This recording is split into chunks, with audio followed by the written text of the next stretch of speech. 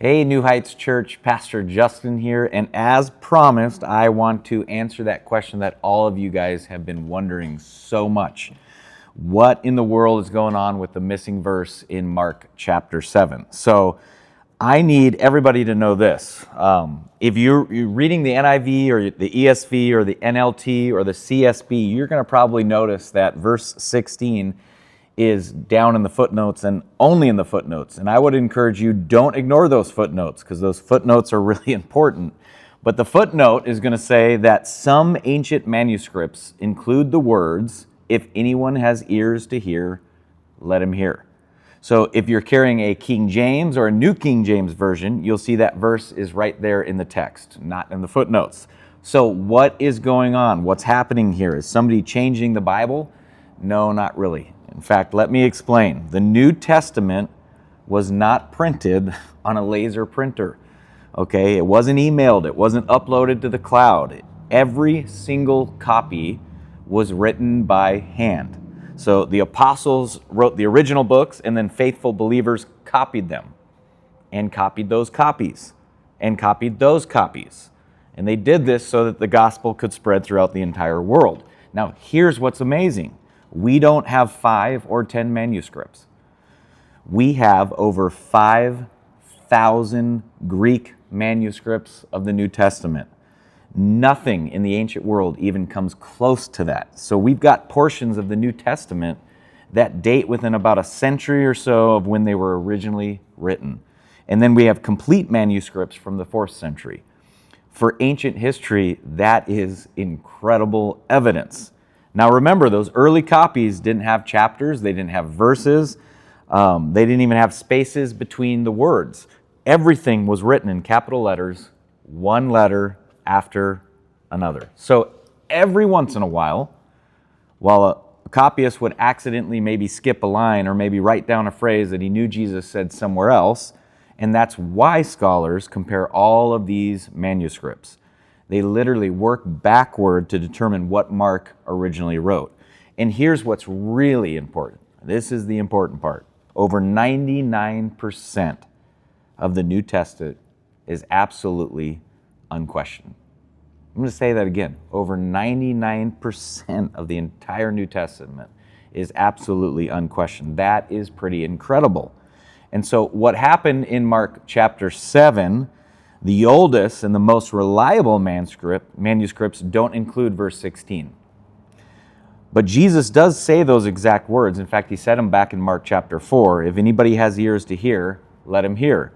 Since Jesus is about to explain a parable in Mark chapter 7, it's most likely that a copyist years later thought, well, this familiar saying sounds like it belongs here too. And so he wrote it into his copy. That's a whole lot easier to explain than someone intentionally removing the words from every single early manuscript. So what does this all mean? Honestly, not a whole lot. And that's actually the point. So nothing Jesus teaches changes. Nothing about salvation changes. The message is exactly the same. Your biggest problem is still your heart. Sin is still the issue. Jesus is still the only Savior. Not one major Christian doctrine stands or falls on a manuscript question like this. Second, this should actually increase your confidence in the Bible. If you think about it, I mean, if translators were trying to hide something, they wouldn't put it in a footnote for every single person to read. They are showing you exactly what they found because they have nothing to hide. The Bible has been examined, it's been tested, it's been compared, challenged, and scrutinized more than any other book in all of human history. And after all of that, it still stands. So finally, I love what this reminds us about God. God entrusted His perfect word to imperfect people. He used ordinary men with ink, parchment, tired eyes, and human limitations, and yet through all of that, He faithfully preserved His word for us today. That is the God that we serve. He loves using imperfect people to accomplish perfect purposes.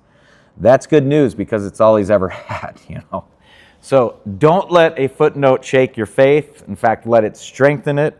The God who preserved his word for over 2,000 years is the same God who is faithful to keep every single promise that he has ever made.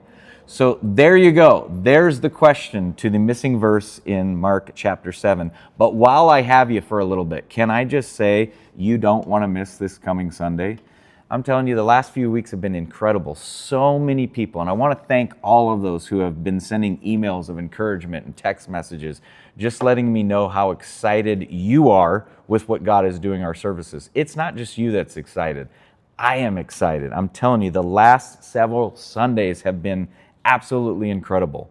There has been excitement in our services. The presence of God in worship has been amazing. Watching the people gather around the altars to pray has been one of the most exciting things that I have seen in the last 7 years at this church. God is moving, lives are being changed, and I truly believe that he's just getting started. And so you don't want to miss this Sunday, because this Sunday we're going to finish Mark chapter 7, where Jesus does something that is absolutely going to shock everybody around him. He walks where religious people refuse to walk.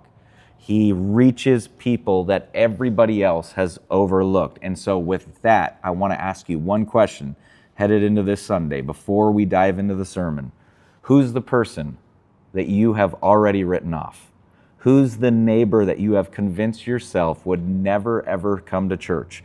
Because Mark 7 is going to remind us that absolutely nobody, and I mean absolutely nobody, is beyond the reach of Jesus, and nobody is beyond the power of his restoration. Maybe that's your story. Maybe you're carrying a burden. Maybe you've drifted from God. Maybe you just need a fresh touch from the Lord. Whatever it is, this Sunday is for you, and you don't want to miss it. So please don't wait until you got everything figured out. Just come. Bring your family, invite a friend. Come, expect God to meet you, because I believe he will, and I am excited to see you this Sunday here at New Heights Church.